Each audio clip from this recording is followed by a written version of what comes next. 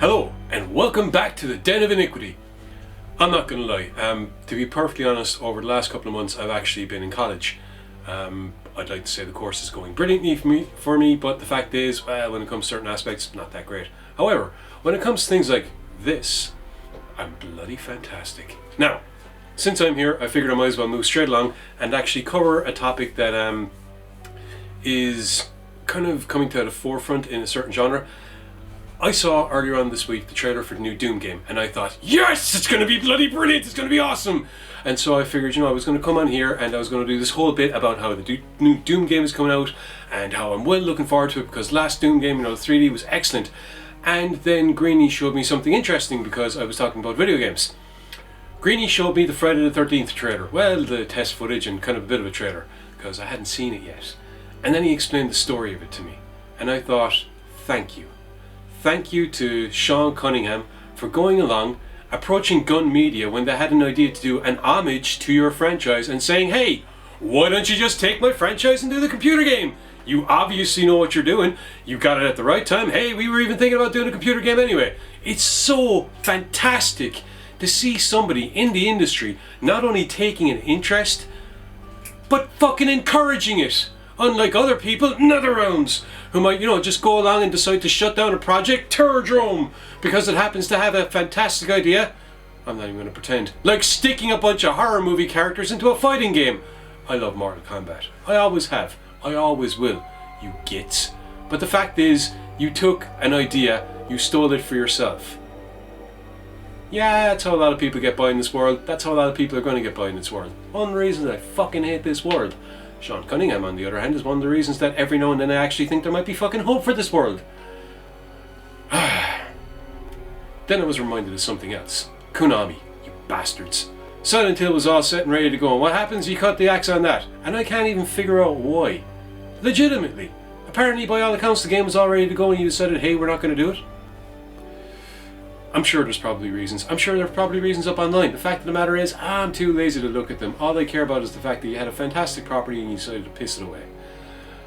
Once again, I'm brought back to the fact that NetherRealms are basically trying to cash in on somebody else's idea. Their latest combat pack. What are we being shown? An alien. Excellent. Fantastic. Love to see an alien in a fighting game. Oh wait, that's right, we were going to with the original notion for Terrordrome 2.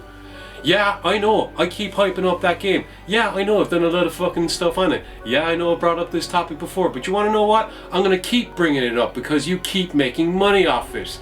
Meanwhile, those that are actually going out of their way to try and do a game for us fans get left in the shitter. Except for Gun Media, thanks to, once again, Cunningham. I'm sorry, I'll keep going back to this point. Why? It's an important one to make. You people have made a fuck ton of money from us, the fans of this kind of stuff. The fans of the films, the fans of the comics, the fans of every single piece of your franchise that you've managed to whore out. And congratulations to you for doing it. We thank you because, hey, we get entertainment out of it. We're happy to give over their money. And we're also happy to, at times, try and pay ye back, or at least pay homage. Now, once again, Gun Media had this idea.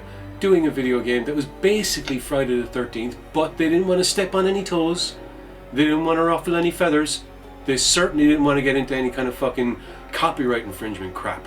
So they decided to take a step back and just base it loosely.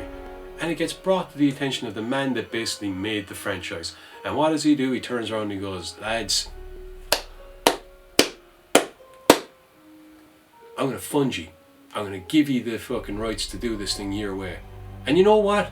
I bet it's going to be a fantastic game. The premise is brilliant. A multiplayer game where you're either playing Jason or the counselors. It's basically cat and mouse. Yeah, I know. We've seen that kind of thing before. To be perfectly honest, off the top of my head, I can think of an Alien vs Predator variant. But, at the end of the day, this is one of those classic stories. And this is the player finally getting to be in one of the archetypical movie genres of all time. Let's face it. Most of the slasher films build their storyline on the Friday the 13th framework. So finally we get to play as it. Finally we get to take a chance at running through deep dark woods as a counselor, fearing that your next step is going to be ending with a machete straight to your chest, or, my personal favourite, hunting those little bastards down and making them pay. At the end of the day, what matters most is the fact that there are talented people out there that want to do these things. But they're never going to get the fucking chance if you people in power and with authority and with the rights don't not only allow them, but fucking encourage them instead of stamping on them for your own fucking benefits. End of discussion.